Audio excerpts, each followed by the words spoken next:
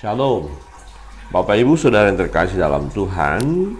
Pembacaan firman Tuhan pada pagi hari ini terambil dari Imamat pasal 22. Masih tetap berbicara tentang kekudusan, secara khusus ketika mempersembahkan persembahan korban kepada Allah, ya harus dalam kondisi kudus, baik yang mempersembahkannya maupun jenis persembahannya. Mari kita melihat firman Tuhan. Saya akan membaca ayat yang pertama, Bapak Ibu ayat yang kedua, sedemikian seterusnya kita baca secara bergantian ya, sampai di ayat 20 ya. Kita akan lihat ada beberapa hal nanti. Kudusnya kebaktian korban. Tuhan berfirman kepada Musa, katakanlah kepada Harun dan anak-anaknya, supaya mereka mengetahui hati terhadap persembahan-persembahan kudus yang dikuduskan oleh Musa begitu, agar dalam mereka melanggar kedudukan aku yang kudus, akulah Tuhan. katakanlah kepada mereka, setiap orang di antara kamu turun-temurun, yakni dari antara segala keturunanmu yang datang mendekat kepada persembahan-persembahan kudus yang dikuduskan orang Israel bagi Tuhan, sedang ia dalam keadaan najis, maka orang itu akan dilenyapkan dari hadapanku. Akulah Tuhan.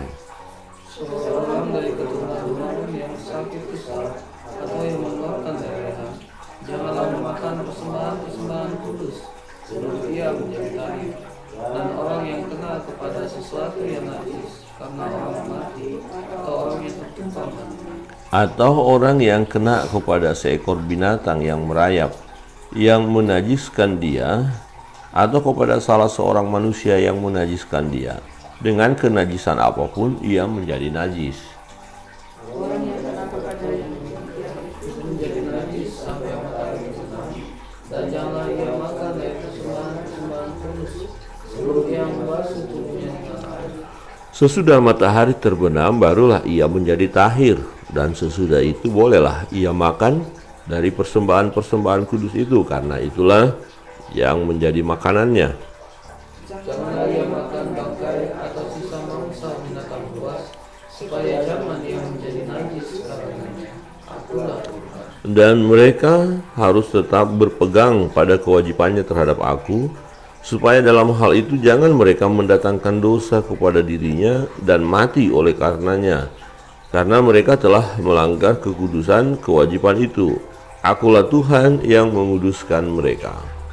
setiap orang janganlah memakan persembahan kudus, demikian juga pendatang yang tinggal di daerah Tetapi apabila seseorang telah dibeli oleh imam dengan uangnya menjadi budak beliannya, maka orang itu boleh turut memakannya. Demikian juga mereka yang lahir di rumahnya. apabila anak perempuan masuk sholat awal, janganlah memakan persembahan kudus dari Persembahan kudus.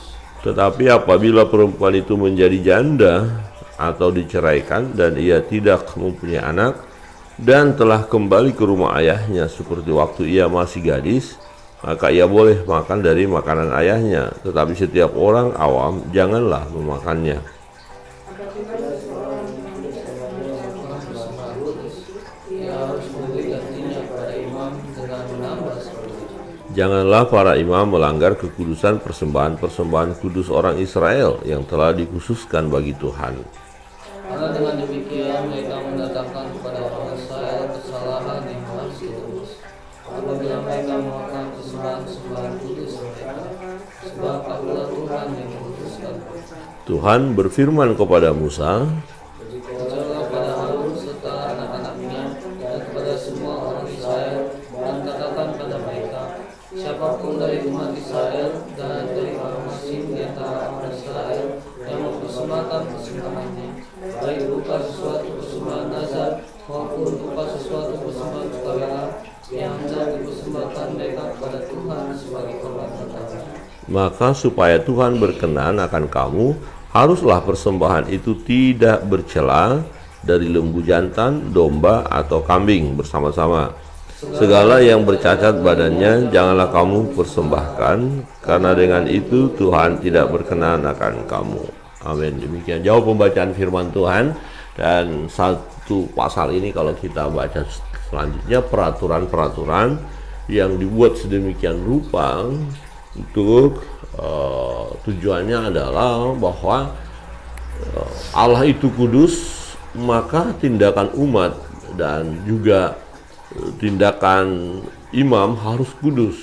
Ya, yang pertama kita melihat bahwa imam sendiri yang melakukan ibadah itu, ya, mempersembahkan dan juga dapat memakan, ya, bagian yang memang ditentukan bagi imam-imam. Nah, mereka haruslah kudus. Jadi walaupun jatah mereka atau bagian mereka dapat memakan apa yang dipersembahkan tadi, kalau mereka dalam kondisi tidak kudus, maka mereka harus dilenyapkan. Ya. Dan kalau mereka najis harus menunggu sampai mereka tahir, ya.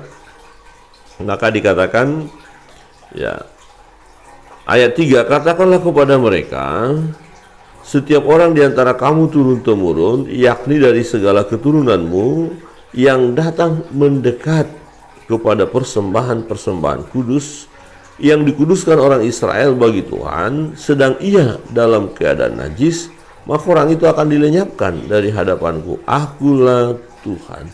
Jadi dia tidak boleh mendekati persembahan khusus itu yang dikuduskan, yang dikhususkan untuk Tuhan. Ya, jangankan untuk memakannya, mendekati saja tidak boleh. Jadi orang ini berbicara keturunan Harun. Jadi imam yang memang bagian mereka adalah menikmati, ya, sebagian daripada apa yang sudah dipersembahkan kepada Tuhan. Jadi ada bagian-bagian yang bisa dimakan atau dinikmati oleh para imam. Tetapi kalau imam itu sendiri pada hari itu dalam kondisi najis, dia tidak boleh memakannya.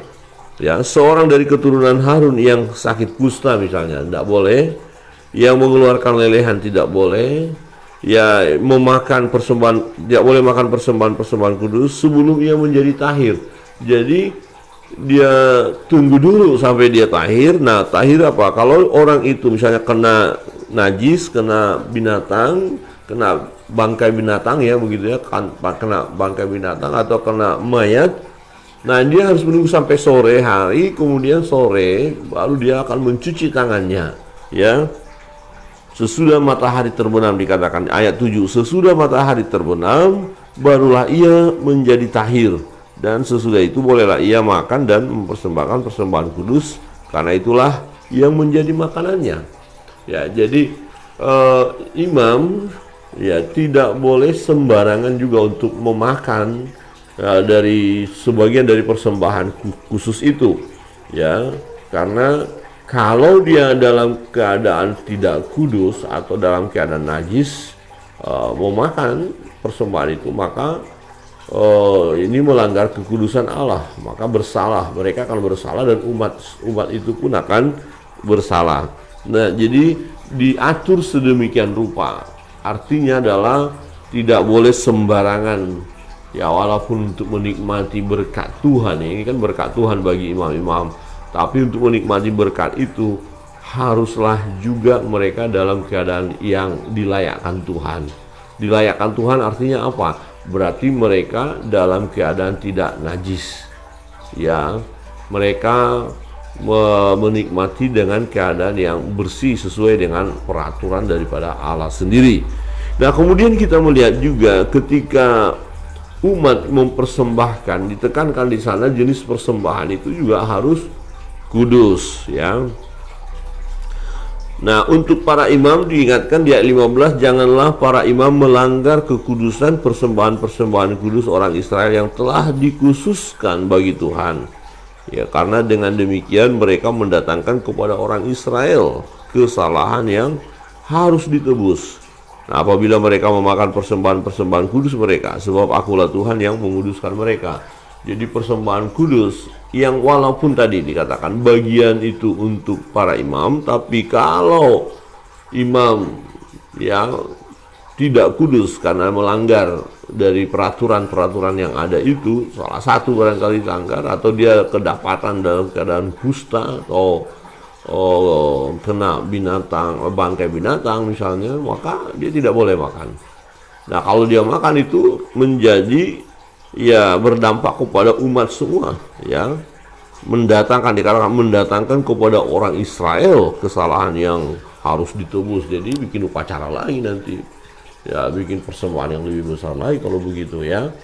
Nah, itu dari sisi para imam, tetapi juga dari umat yang mempersembahkan persembahan itu, haruslah persembahan itu ya yang tak bercacat, ya.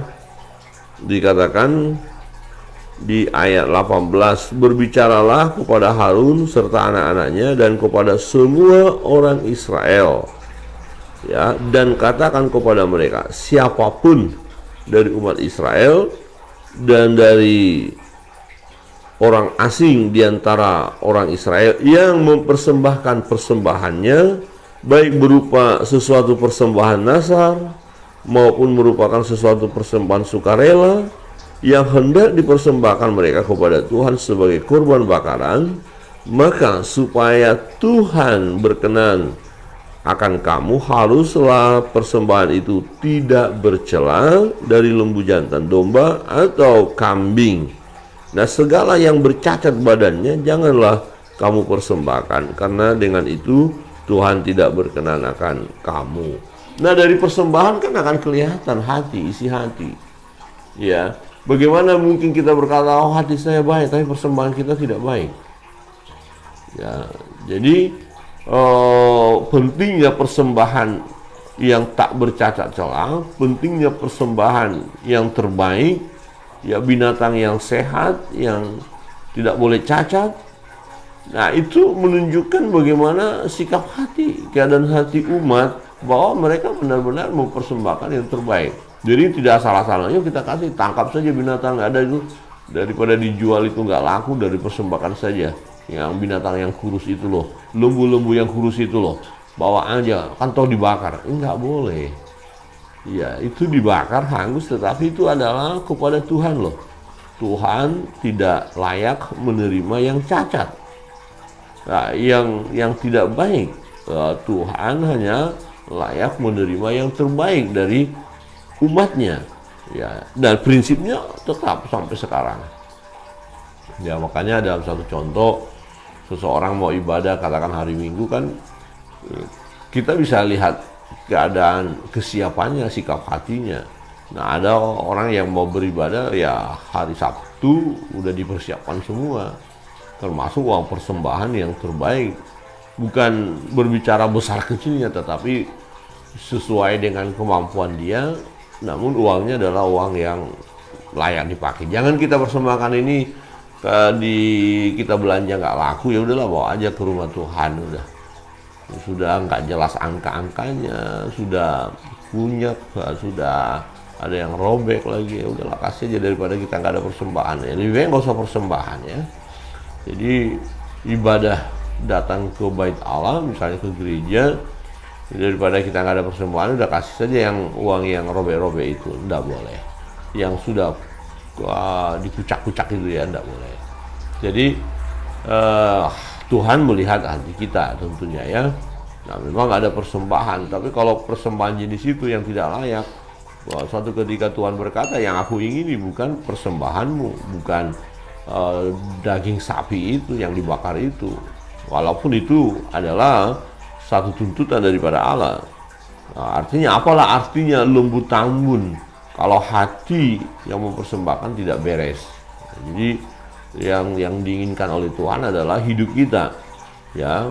Maka dikatakan persembahkanlah tubuhmu sebagai persembahan yang hidup, yang kudus, yang berkenan kepada Allah. Itu adalah ibadahmu yang sejati. Nah, prinsip ini masih berlaku sampai sekarang, bahwa ketika kita mempersembahkan sesuatu kepada Tuhan, persembahkanlah yang terbaik bagi Tuhan. Amin. Persembahkan, jangan yang bercacat, jangan yang sudah tidak laku. Ya, kalau hidup kita bagaimana? Oh, hidup kita bersama selagi kita kuat. Jangan sudah loyo baru datang kepada Tuhan melayani Tuhan. Jangan sudah mau di garis akhir baru mau melayani Tuhan. Waktu masih gagah-gagahnya, ya kita nggak mau. Jadi sisi waktu kita pun waktu yang terbaik, persembahkan yang terbaik. Jadi selagi kita masih ada kesempatan, ya lakukan yang terbaik ya. Jadi Bapak Ibu sudah terkasih dalam Tuhan, ini kebenaran firman Tuhan yang harus kita terima dan lakukan. Pertama prinsip adalah ketika kita menikmati berkat Tuhan, ya kita menikmati dengan cara yang baik dan benar ya. Seperti imam-imam itu, mereka menikmati yang bagiannya, tapi mereka harus dalam keadaan kudus untuk menikmati berkat dari Tuhan. Kita yang mau menikmati berkat dari Tuhan, kita harus dalam keadaan kudus ya, harus keadaan kudus. Jangan kita menikmati berkat Tuhan sementara hidup kita tidak kudus. Ya, itu sangat berbahaya ya. Kita tahu bahwa Tuhan memberkati kita, tetapi kemudian hidup kita kacau balau. Padahal kita tahu Allah itu kudus. Jadi kita harus menjaga hidup kudus.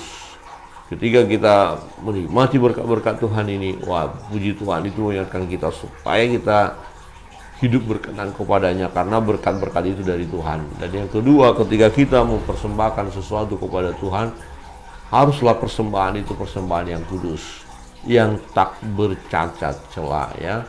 Artinya persembahan yang terbaik ya. Tentu jenis persembahan yang terbaik yang kita berikan kepada Tuhan itu mencerminkan isi hati kita atau sikap hati kita kepada Tuhan ya, karena kita hormat kepada Tuhan, menjaga kekudusan Tuhan ya, supaya kita layak di hadapannya, maka kita persembahkanlah persembahan yang kudus, yang tak bercacat itu. Kiranya kebenaran firman Tuhan menolong kita dalam setiap perjalanan hidup kita.